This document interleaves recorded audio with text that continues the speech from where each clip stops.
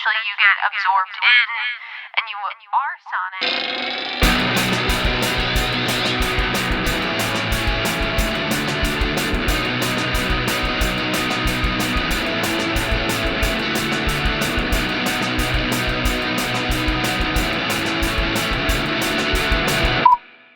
Hey everyone, welcome back to No Repeat. It's a podcast where we pick 3 songs every week with no repeats and no do-overs.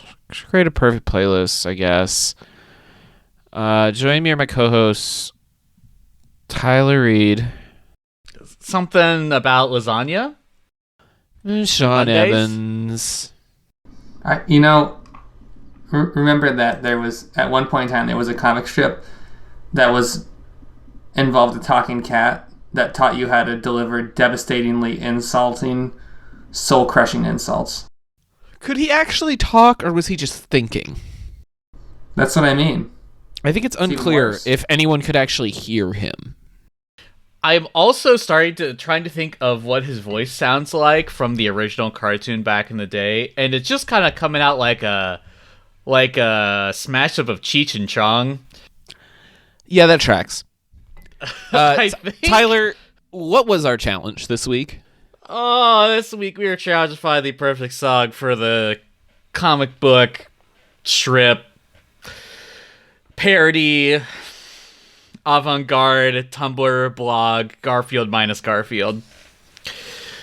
I forget who submitted that one. It was me. I talked about it. And Sean submitted that one. But if you want to submit your own challenge, we got a Discord. You can check the link below to put in your own challenges, or you can send us an email, norepeatpod@gmail.com. So yeah, Garfield Minus Garfield, it has been around for quite some time, but it's kind of gone up and down in popularity over the years. It seems to have a viral resurgence every few years. Basically, the idea is you take Garfield comic strips, you remove Garfield and Odie from them entirely, and it's just John Arbuckle, usually doing basically nothing. So there's an example that I'm looking at right now. It's a little rude. There's an example I'm looking at right now that I will try to put in the show notes where John is standing in a room and there's a sandwich in front of him, and in the first panel he says, "This plant-based meat tastes just like hamburger." Then in the second panel he's looking down expectantly at the burger. Then in the third panel he just looks very defeated and is staring straight ahead while the burger sits on the table. There is nothing else in any of these panels, listener. It is just John from Garfield. Like, that's it. And that's the whole premise of these, right? It's just this sad, lonely man saying things into the ether. Let's look at another random one. Here, John is looking with what I would describe as a horny face at a woman with very large lips. Then in the second panel, he has moved away, and there's like a space between him and the woman, and he's got a very surprised face. And then in the third panel, he has the defeated face once again. No words. No dialogue whatsoever. So that's kind of what you can expect from Garfield without Garfield, or Garfield Minus Garfield, or whatever this thing is called. It's a parody, yes. It has also been published in physical books. The creator of Garfield has weighed in on it. You know, it's a thing. What do you guys think of Garfield Minus Garfield, and how did it translate into a song for you? Okay, so the challenge came about, this would have been 2 weeks ago, when I was on a bike ride with Joy Machine's Bike Shop, and we pulled up in front of, oh man, I'm totally like what the ride was, but we were basically doing a retrace of American Splendor, which is a movie about a comic book slash critic's life who was from Cleveland, and we ended up at Lakeview Cemetery, which is this huge cemetery in Cleveland, to visit his grave, and we rode up to a chapel, and somebody had talked about like other comics, and it kind of ended up in this existential place. We started talking about Garfield Minus Garfield, and I thought that would be a really interesting challenge. So I looked for something that captured the existential crisis that we talked about with Garfield Minus Garfield, and not a humorous way. The way that Garfield Minus Garfield is kind of comical and funny, and maybe a little bit sad for me, but it's just, I feel like it's more relatable than a lot of people think. Like thought the meatless one was really funny, where you just look back and you're like, there's a South Park joke about it just being goop. I'm a goop man. So when I looked for a song that was kind of the opposite of that was sad, that maybe captured the energy of people that were really kind of put down by that, but also had the ambiguity of a Garfield Minus Garfield comic. Because it doesn't really, I feel like when you look at it, it doesn't necessarily tell you what to think, but there is a narrative that you can grasp onto, I think. Yeah.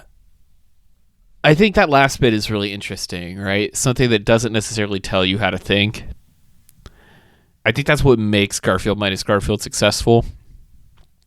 And I was looking for that. I was looking for a kind of ambiguous song that like had a melancholy to it, but wasn't specifically like, oh, woe is me, life is so hard. And I didn't really end up there because I just couldn't find what I was looking for. But I did want to capture that like existential dread of Garfield Minus Garfield. John is never happy. Like even in the strips where Garfield is present or on the animated TV show, John is not a happy man. Garfield is arguably not a very happy cat, except when he's eating lasagna. But there's something about like that Peanuts Garfield type of comic strip where like, because the colors are bright and the animation is cute, you can be like really depressing and people won't really think too hard about it. And that's kind of what I was after, is like the horrifying banality of existence almost.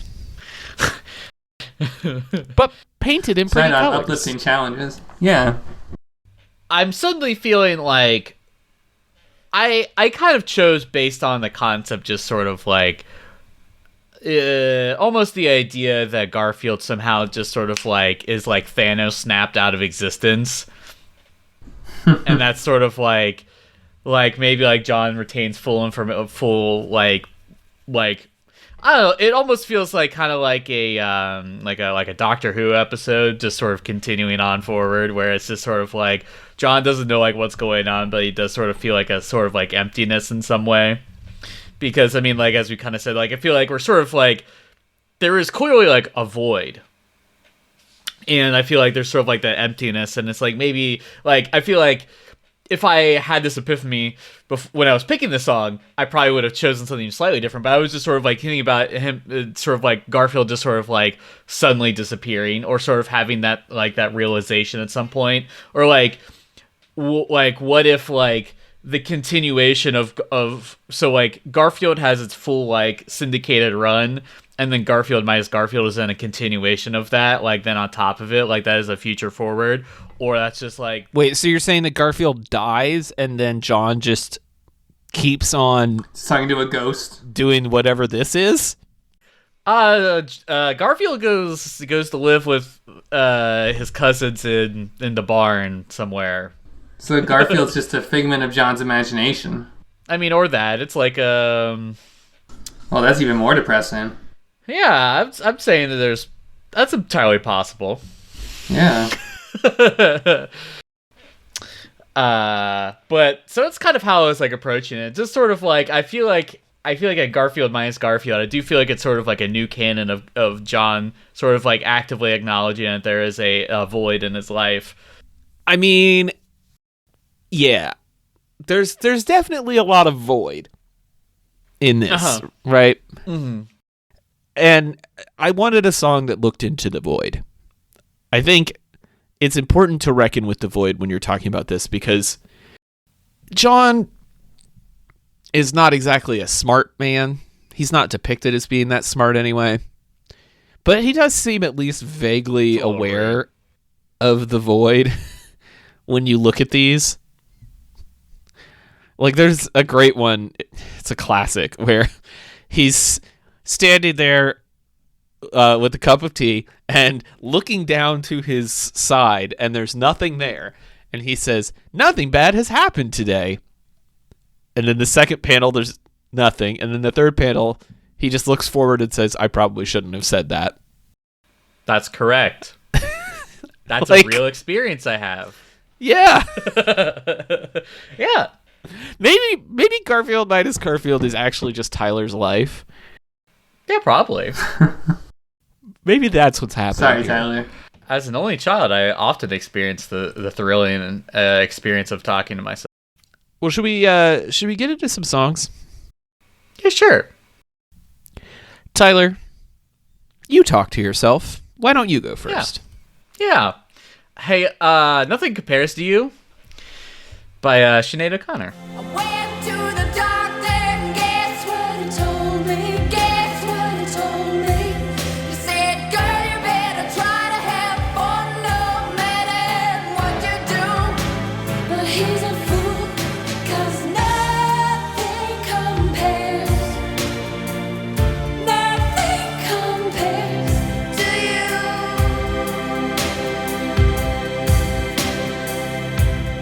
A few different factors went into this, right? I feel like John's like sort of like an 80s, 90s man, right? And I feel like if suddenly John was living in a sort of multiverse where he had the simultaneous acknowledgement of Garfield's existence and non-existence in one of the timelines, he would Whoa, feel Schrodinger's Garfield. Yeah.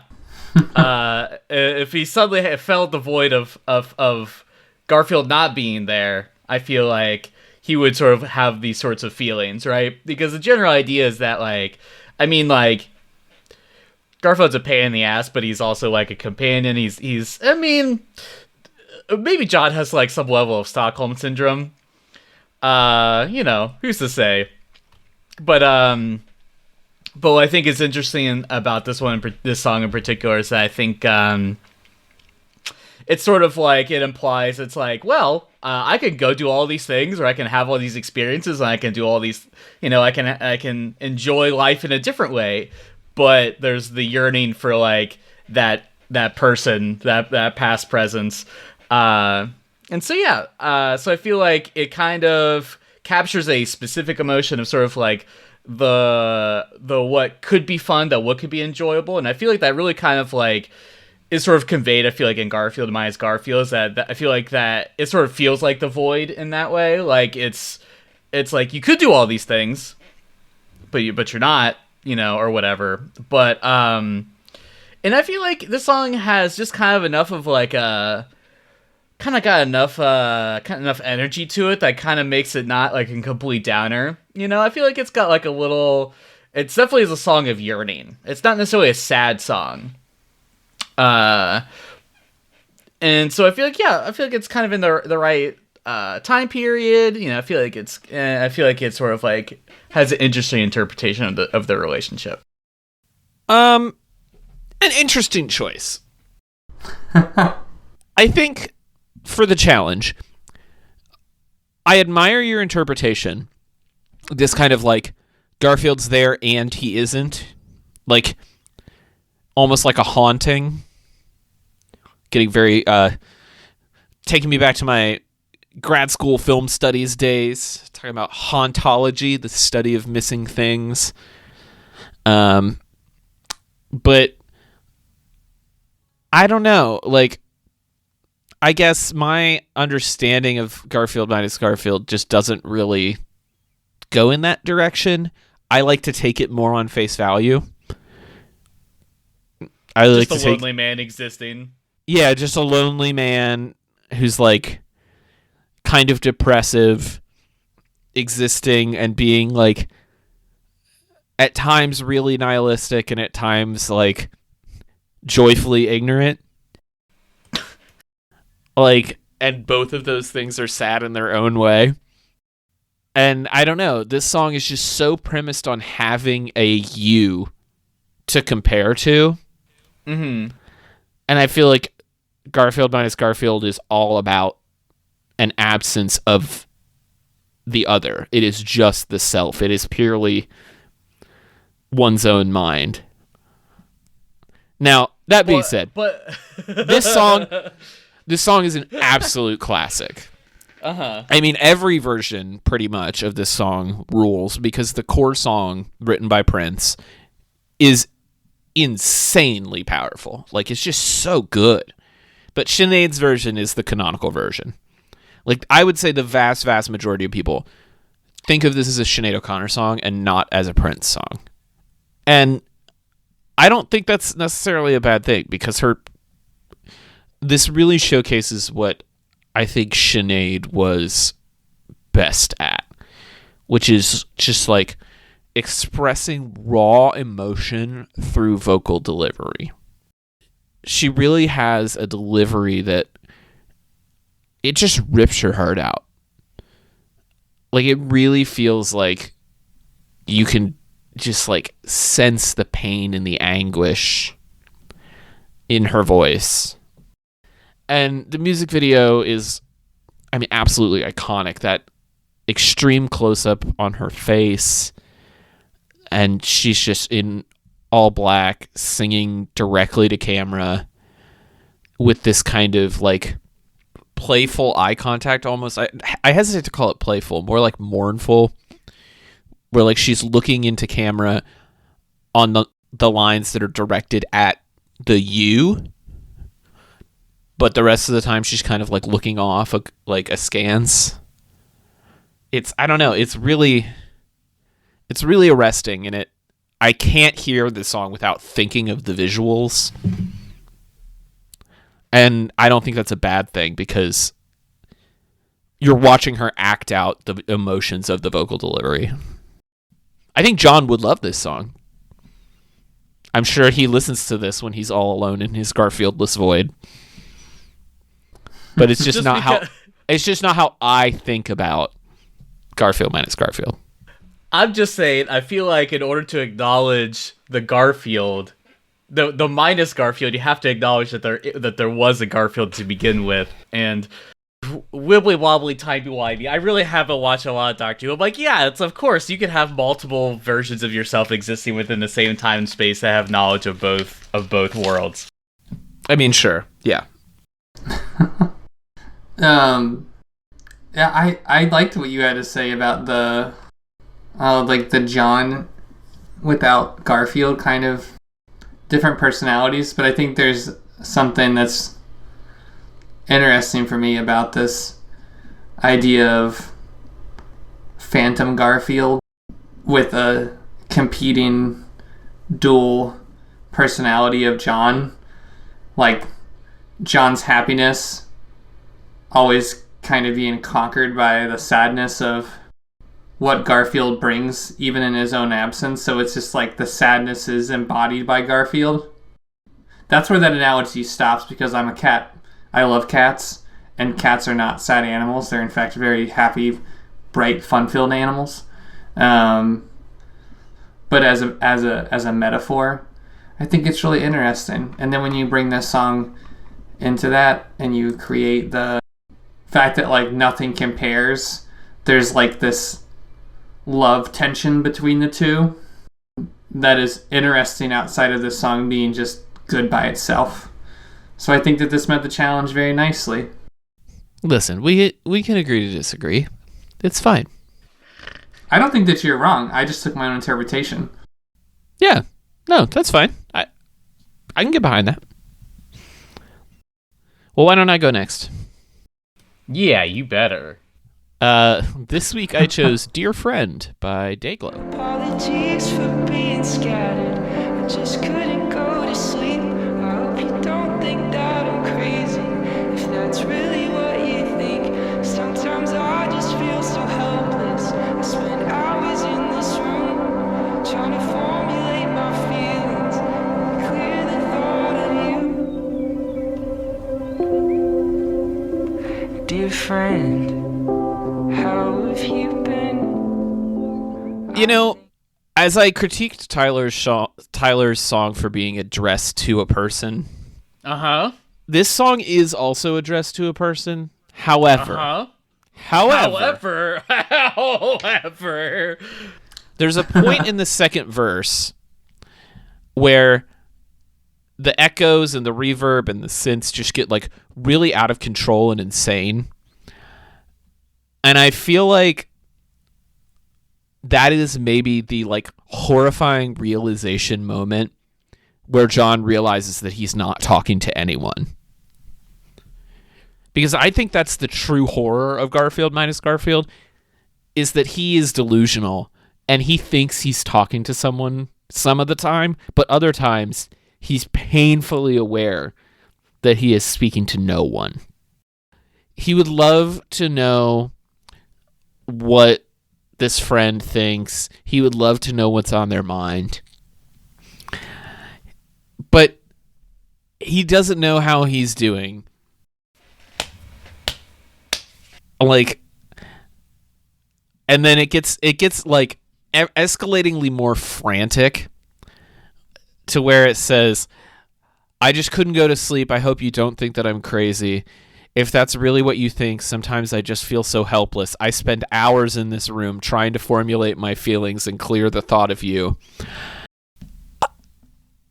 I feel like that like helplessness and terror is what's going on in John here.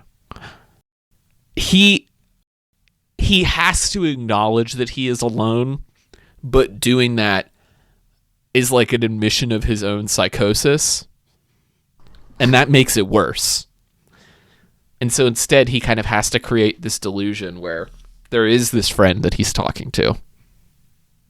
And he does think about them from time to time, but somewhere in his brain, he still has to hold the fact that there's no cat there. There's nothing there. And that's how they get you. I can't believe you pee-pee poo-pooed on me for my interpretation when you had the exact same thing.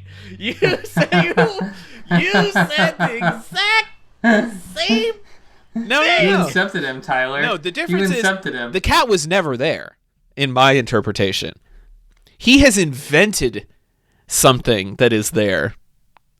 It's not like, oh, I had a cat and the cat died, but I still talk to it sometimes. It's like, this is a troubled man who has invented an imaginary friend for himself that sometimes he knows is not real, and sometimes he is fully convinced is a living, breathing cat. Yeah, and the lasagna is just a larger metaphor for all the psychoanalysis complexities of the dimensions of one's personality, I assume, right? I think so, yeah. I think it's like Garfield is his id. Just embodied. No, yeah, Tyler, no, he picked the same thing as you. He just told you that yours was bad.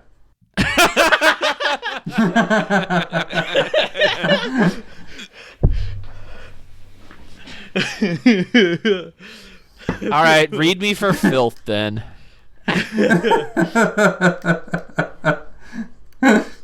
Do you feel like John right now? Are you like waiting for positive feedback to come and it's just slowly sinking into on you that you're... I gotta get it. I guess, wow, my song is great. Yeah. Well, whatever great means. As an aside, or I guess actually about the song, do you think the song's actually about a friend? Or is this about a relationship? Relationship. Yeah, I think it's about a relationship. Okay. It lacks a little bit of the comments nuance. of this song. It's like, oh, they don't write many songs about friends. I was like, I don't know. Well, honestly, if you want to know the truth, the best way to find love is to never, or to keep love is to never have that person be your friend. Always have them be your enemy and your personal antagonist. Yeah, there you go. Very healthy. It's the key. Very healthy. Bless you. Yeah. That's an entire ship dynamic. It's okay. Sean's totally valid for having a enemies to lovers to enemies pipeline. Talk about the song, please. Please talk about the song. Yes. This is another one of those songs that like I listen to like 4 or 5 times in a row. And, like I'm starting to notate on like these small like affectations of his voice, and I'm like, I've listened to this song too many times. It's like I'm like, I don't like when he says that word in particular. It's like his softness of his voice is too soft. I like how petite it is. Sometimes when people are whispering and I can just barely hear it from just a little far away, it gives me like some level of misophonia. Well, we'll have to worry about that. But that being said, I think this is cute. I think this is cute in the way that it eventually becomes, like you said, sort of a little unstable. It's like there's like a sweetness to it that you're like, oh, haha, I'm not okay. And I still think conceptually the song is fun. I feel like it's the sort of like breakdown towards the end really sort of like it has a place. I feel like that it's a really interesting sort of like musical composition. But even though we said the same thing but in different ways, it meets the challenge. Good job. Thank you. There's a lot of warble happening in this song. Who don't know what the technical term for this is. It's slightly unnecessary after. It's not a long song, but 2.5 minutes of warble is maybe 2 minutes too much of warble. I guess it adds a nice texture to the sort of post-coital melancholy that this song is. So I guess in that way it kind of meets the challenge a little bit. It's like a little delicate. I think there's something to Garfield without Garfield that is a little delicate. I think sometimes when you're seeing John, when like there's a voyeuristic thing to it, where I feel like John doesn't know that you're seeing him, and I feel like this is the kind of reverb and warble makes me wonder. I don't know. Maybe it adds a nice tone to that makes me understand it at a different level. So in that way, I think it meets the challenge really nice. I hope that wasn't just a bunch of like black commentary, but I think it was nice. Well, Sean, that just leaves you. What you got for us, Sean? This week I chose Chappaqua Wrestling's The Riff.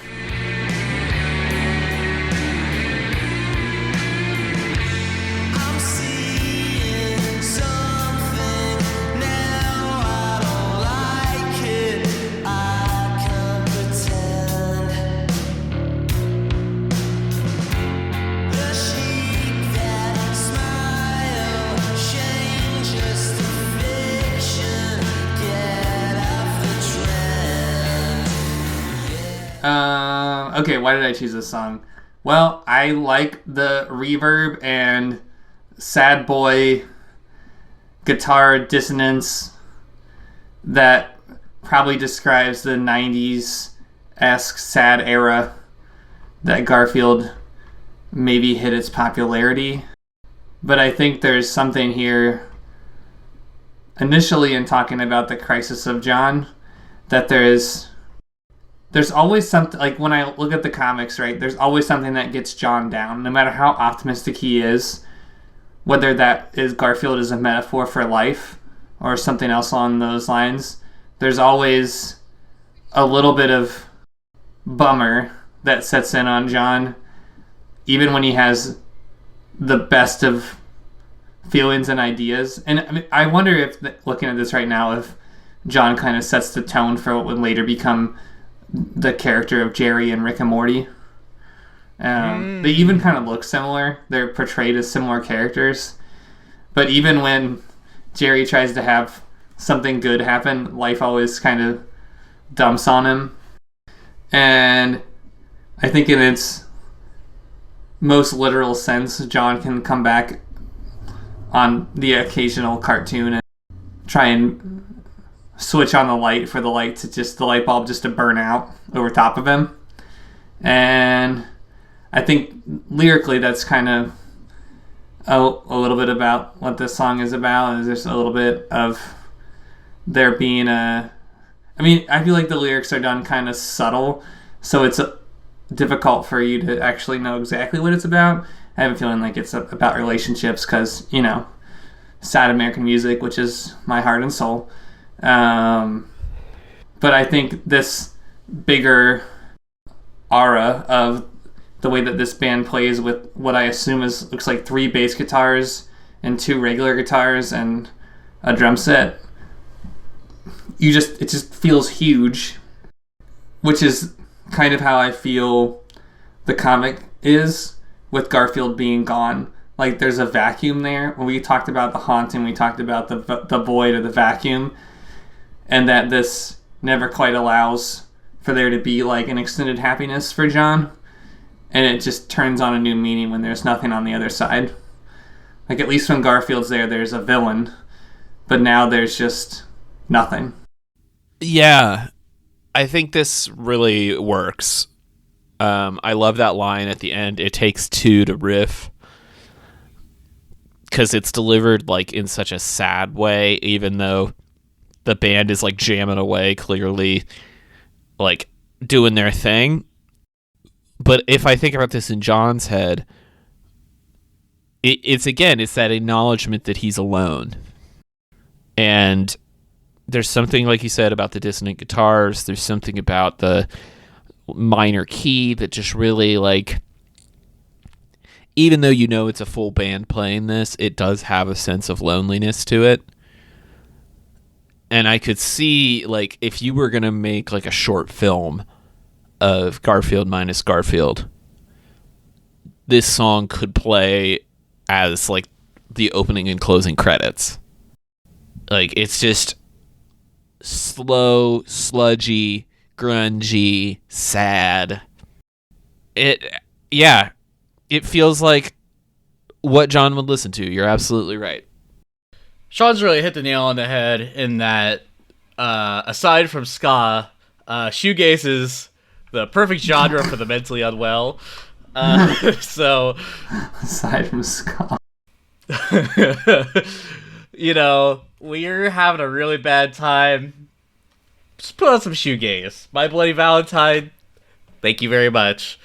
But yeah, I think the song, I feel like we all kind of ended up, there wasn't a way to talk about this without the Garf. And so it's like, because it's like all these songs are more or less relationship songs. And you're like, why does no one write a song about friendship? You clearly haven't listened to the new Idols record. Why hasn't anyone written a song about your metaphorical cat disappearing into the void forever? I just don't get it. No, but I think this definitely like hits the vibe. In terms of like he's sprawled out on his floor with his vinyl. In like sort of like the way you would imagine him drawn in like a very sad fan art, except he's like drawn like a Gen Zer. He's listening to Beeba Doobie. Yeah, it's good. I think it fits. All right, let's go to listener submissions time. We got the chart out finally. All right, so at 71 DPI picked Best Life by Cheekface. Lots of love for Cheekface recently. I need to check them out. I've been seeing them everywhere. Oh, really? I have not encountered the Cheekface yet. Julie Stego, hi Julie, pick That's Amore by Dean Martin. That's depressing. I don't like that. I don't like that. That's good. Oh, that's a good one. I think that might be my favorite listener submission of all time. For it's any very challenge good. Ever. It's very that well one placed. is like, that's a home run. pick for this in all the unexpected ways. And then Angry Tetris picked Wish You Were Here by Pink Floyd, which is also good. I think there's like a lot of unsettling Garfield died and John is in denial kind of. Ooh, I feel like you could also do, by the way, Tyler, song about friendship, Wish You Were Here. Whoa! You could also do some Syd Barrett era Pink Floyd, and it would be very on the nose and sad. For listeners who don't know, the original lead singer of Pink Floyd was institutionalized for severe mental health problems after the first 2 albums, which is what Wish You Were Here was about. Yeah. Those are all really good picks, y'all. Well done. All right, and with that, go ahead. No, I was just going to fire into it. Go for it. Oh, all right. Well, this is B-sides, and Taylor's ready to go, so let's just rip on in there. I don't have any. You don't have any? I shot from the hip. Oh, okay. So Sweet. Just in reading this one, going off of Angry Tetris and Julie's awesome pick, I think Stairway to Heaven would be really good here. Just in the tackiest way ever. Yeah, I buy it. all by myself. Yeah. Okay. All by myself. Well, Tyler, if people are feeling lonely, where can they reach out to you? Please don't contact me. You can find my design illustration work at rudepets.club. As always, you can find me on the socials as Rude Pets Club on TikTok, Instagram, and Twitter. Sean, if people need advice on keeping their cat out of their lasagna, where can they find you? They can find me on Instagram at TellySean. And Taylor, if you were going to be at some sort of really sad boy Warped Tour, where can people find you at to connect? You can find me on the socials at TC Olmstead. You know, all the places. All these songs will be on the official No Repeat podcast playlist. And we'll be back next week with another episode of No Repeat.